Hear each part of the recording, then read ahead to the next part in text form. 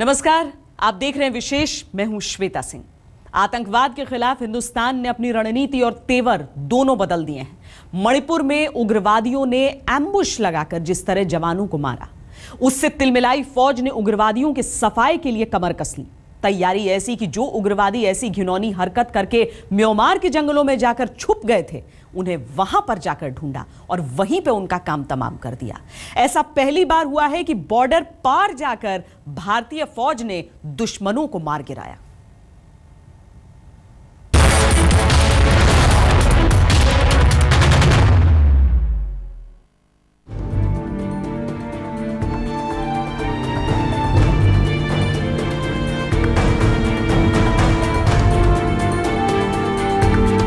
मणिपुर में शहीद हुए 18 सैनिकों के खून के कतरे कतरे की कसम उठाई जवानों ने और निकल पड़े म्यांमार के आतंकी ठिकानों के मांद में घुसकर उग्रवादियों के कातिल दस्ते को तबाह करने। आर्मी की टुकड़ी को 4 जून के बाद से ही तलाश थी देश के दुश्मन आतंकियों की, और जैसे ही खबर मिली कि आतंकी फिर से हमले की साजिश रच रहे हैं, सेना ने सरहद पार करने में वक्त नहीं गंवाया। मंगलवार अल सुबह ही गुस्सा जलजला बनकर सरहद पार पहली बार दुश्मनों पर गिरा और पूरा हुआ वो बदला जिसे जंग के मैदान में कहा जाता है खून का बदला खून। आज सुबह भारतीय सेना ने नागालैंड और मणिपुर से लगे भारतीय म्यांमार की सीमावर्ती इलाकों में 2 जगह अलग अलग उग्रवादी गुटों के विपरीत कार्रवाई की। इस कार्रवाई में विरोधी गुटों का काफी नुकसान पहुंचा है। म्यांमार की जमीन पर फौज ने पहली बार इतने बड़े सर्जिकल अटैक को अंजाम दिया जिसने दुश्मन आतंकियों की जमीन हिलाकर रख दी। रिपोर्ट के मुताबिक 4 जून के आतंकी हमले के बाद से ही फौज की भुजाएं कार्रवाई के लिए फड़क रही थी, और जैसे ही सैटेलाइट के जरिए फरार हमलावर आतंकियों की लोकेशन म्यांमार के जंगलों में मिली, सेनाध्यक्ष दलबीर सिंह सुहाग ने राष्ट्रीय सुरक्षा सलाहकार अजीत डोवाल से जानकारी साझा की और प्रधानमंत्री नरेंद्र मोदी की मंजूरी के बाद कार्रवाई की पूरी योजना को अंतिम रूप दे दिया गया। रिपोर्ट के मुताबिक सरहद पार कार्रवाई में इंडियन एयरफोर्स के MI-17 हेलीकॉप्टर समेत 21 पैरा यूनिट के कमांडो दस्ते लगाए गए। सैनिक कार्रवाई में 15 आतंकवादियों के मौके पर ही मारे जाने की खबर है। इस विषय पर हम म्यांमार प्राधिकारियों के संपर्क में हैं। दोनों देशों की सेनाओं के बीच सहयोग की ऐतिहासिक परंपरा रही है। हम म्यांमार की सेना के साथ इस तरह की आतंकवादी गतिविधियों के खिलाफ मिलकर काम करने की अपेक्षा करते हैं। दूसरे देश की सरहद में घुसकर फौजी कार्रवाई भले ही पूर्वोत्तर में घटी, लेकिन इसका असर पश्चिम में पड़ोसी पाकिस्तान तक महसूस किया जाने लगा है। सरहद पार सैनिक कार्रवाई ने आतंक के खिलाफ बदले की इस एक कार्रवाई ने सारे पुराने नरम कूटनीतिक दांव उलटते हुए अब आर्या पार का वो दौर ला दिया है जिसमें आतंक के खिलाफ जैसे को तैसे का ही जवाब मिलने की शुरुआत हो गई है। आप कल्पना कर सकते हैं, जो पाकिस्तान आए दिन हिंदुस्तान को परेशान करता रहता है, नाको दम ला देता है, टेररिज्म को बढ़ावा की घटनाएं घटती रहती है, 90,000 सैन्य उसके कब्जे में था। अगर विकृत मानसिकता होती तो पता नहीं निर्णय क्या करता। रणनीति के तहत फौज ने म्यांमार की फौज के साथ मिलकर सरहद पार की गई कार्रवाई का ब्यौरा सार्वजनिक भी कर दिया है। हालांकि इस बात का ध्यान भी रखा गया कि मित्र देश म्यांमार के साथ कार्रवाई को लेकर रिश्तों पर कोई प्रतिकूल असर न पड़े। राहुल कंवल के साथ ब्यूरो रिपोर्ट, आज तक। डोगरा रेजिमेंट के 18 जवानों का शव देखकर भारतीय आर्मी ही नहीं, सरकार का खून खौल उठा।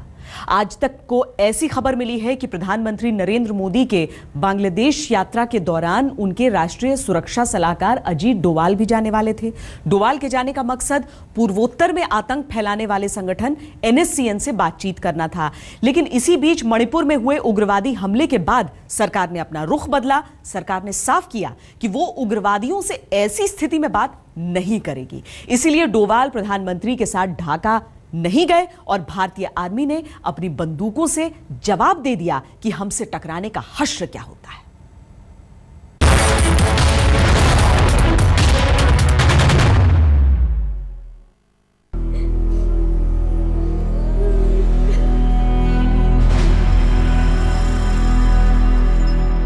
डोगरा रेजिमेंट के 18 जवान थे वो। कोई पंजाब का, कोई जम्मू कश्मीर का, कोई यूपी तो कोई मध्य प्रदेश और हिमाचल प्रदेश का। छुपकर आतंकवादियों ने हमला किया, जवाबी कार्रवाई का भी मौका नहीं दिया। आईईडी धमाकों में फौजी ट्रकों के पड़खच्चे उड़ गए थे, तो इंसानी देह की बिसाथी क्या। फौज ने तभी तय कर लिया था कि मुंहतोड़ हमला भी ऐसा ही भयानक होगा कि आतंकवादियों की नस्लें कांप उठेंगी। और मंगलवार की सुबह सुबह म्यांमार के जंगलों पर जैसा ही बमबारी शुरू हुई और फौज के कमांडो दस्ते ने जंगलों में छलांग भरी, जंगलों में पनाह लिए नागा उग्रवादियों के सरगना खापलांग के पूरे गिरोह में भगदड़ मच गई। एनएससीएन का सारा इंतजाम धरा का धरा रह गया। चूहे बिल्लों की तरह जंगल में जिधर देखो उधर ही आतंक के पिल्लों की फौज में कमांडो कार्रवाई देखकर भागो भागो का शोर उठ गया। अभिनंदन करना चाहते हैं जिस तरह से उन्होंने साहसिक कदम उठाया है और म्यांमार के बॉर्डर पर म्यांमार के साथ समन्वय करते हुए जो कार्रवाई की है उग्रवादियों के खिलाफ, उससे देश के मनोबल को बहुत मदद मिली है। दरअसल मणिपुर में भारतीय सैनिकों पर आतंकी कार्रवाई के पीछे खुफिया सूत्रों के हवाले से मिली जानकारी के मुताबिक 4 जून को आतंकी संगठन एनएससीएन के गुट ने चीन से जुड़े कुछ लोगों के इशारे पर आतंकी वारदात को अंजाम दिया था, जिसमें 18 भारतीय सैनिक शहीद हुए। कमांडो कार्रवाई में मंगलवार को 15 और सोमवार को 2 से ज्यादा आतंकियों का सफाया कर फौज ने भी पहले अटैक का हिसाब बराबर कर दिया। हालांकि अभी ऑपरेशन जारी है, जिसमें फौज आतंक के पूरे ठिकानों को साफ करने में जुट गई है। ये हमले उन्हीं गुटों और उन्हीं सहयोगियों के द्वारा होने की संभावना थी जिन्होंने हाल ही में हमारे सुरक्षा कर्मियों पर हमला किया था। इस होने वाले हमले के खतरे के लिए तुरंत जवाबी कार्रवाई की जरूरत थी। इस पक्की खबर के आधार पर सेना ने इस योजनाबद्ध हमले के विरुद्ध कार्रवाई की। दरअसल आर्मी ने आतंकी हमले के बाद से ही आतंकियों के खिलाफ कॉम्बिंग ऑपरेशन शुरू कर दिया, जिसके तहत सोमवार को भी नागालैंड और म्यांमार की सरहद पर कई उग्रवादी मारे गए थे। फौज ने कार्रवाई आगे बढ़ाते हुए बीते 30 साल में पहली बार सरहद पार कर आतंकी ठिकाने को नष्ट करने का फैसला लिया, जिसका अंदेशा आतंकियों को भी नहीं था। आर्मी के कमांडो दस्ते ने सैटेलाइट जानकारी के आधार पर एनएससीएन गुट के आतंकियों के कैंप की लोकेशन ली और एक ही झटके में आतंक के अड्डे को नेस्तनाबूद कर रख दिया। Myanmar takes the stand that these are areas which are out of our control. We are not not directly able to control them. Then we have to control it, and therefore we have to show to them that if you don't control it, we'll control it for you, which is what we have done. And today the morale of the army is suddenly shot up, and I want this to be a lesson to all our neighbors. दरअसल पूर्वोत्तर भारत में सक्रिय 2 दर्जन से ज्यादा आतंकी संगठनों ने म्यांमार के जंगलों में ही ट्रेनिंग कैंप और अड्डे बनाए हुए हैं। काचिन प्रांत में एनएससीएन खापलांग और उल्फा के बरुआ गुटे के अड्डे हैं। लिहाजा सरहद पार पहली सैनिक कार्रवाई ने अब आतंकवाद के भीतर भविष्य का खौफ पैदा कर दिया है, जिसमें संकेत साफ है कि आतंकी हमले के बाद सरहद पार छुपने का खेल अब ज्यादा नहीं चलेगा। आज तक ब्यूरो। मणिपुर में डोगरा रेजिमेंट के जवानों पर धोखे से घात लगाकर उग्रवादियों ने जिस तरह हमला बोला था, उसकी जितनी निंदा की जाए वो कम है।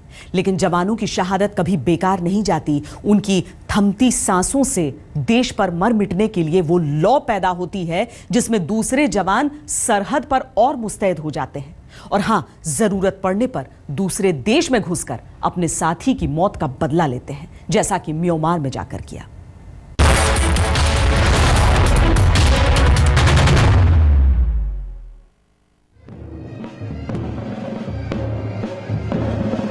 हर आंख में आंसू थे लेकिन दिल में आग थी। चिता से उठती हर चिंगारी मानो यही पूछ रही थी कि शहीद जवानों का बदला पूरा कब होगा।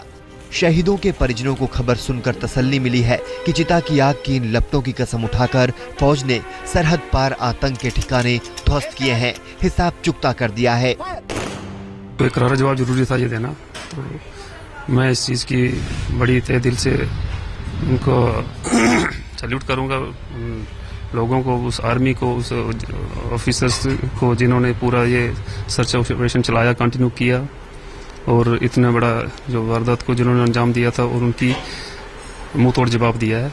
और एक करारा जवाब जरूरी था ये देना, और ये कंटिन्यू जो रखा इसके लिए हमें अच्छा लगा।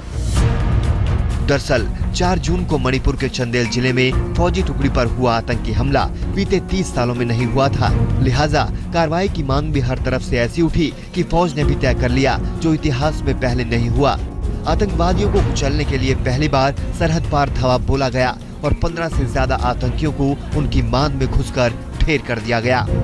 दुश्मनों की गोलियों से छलनी देह का अंबार लगाकर फौजी अपने साथी शहीदों को श्रद्धांजलि इतनी जल्दी देगी किसी ने सोचा तक नहीं था। ये कॉन्स्पिरेसी है, चाइना का इसमें भी हाथ है, मदद मिली है हथियारों से, गाइडेंस से, हर किस्म से। और परेश बरुआ जो है लाइमलाइट में बना रहना चाहता है, इसी तरह से उसने ये एम्बुश आर्मी के खिलाफ करवाया, जिसमें कम से कम 18 जवान मारे गए और 12 जवान इंजर्ड हुए।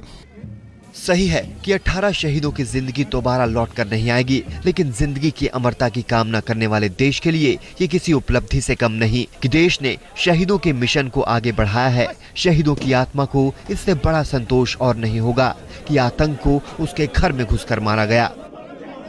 सीधा संकेत दिया गया देश के दुश्मनों को कि एक तरफा कार्रवाई के दिन गए, अब तो दुश्मनों की छाती पर चढ़कर मौत का तांडव रचा जाएगा। ब्यूरो रिपोर्ट, आज तक। हिंदुस्तान के वीर जांबाजों ने म्यांमार के जंगलों में घुसकर अपने दुश्मनों को ढेर कर दिया। यह घटना हिंदुस्तान के पूरब में हुई, लेकिन चेतावनी पश्चिम के लिए है। पाकिस्तान को यह हिंदुस्तान की चेतावनी है कि अब मुंह में दोस्ती और बगल में धोखा नहीं चलेगा।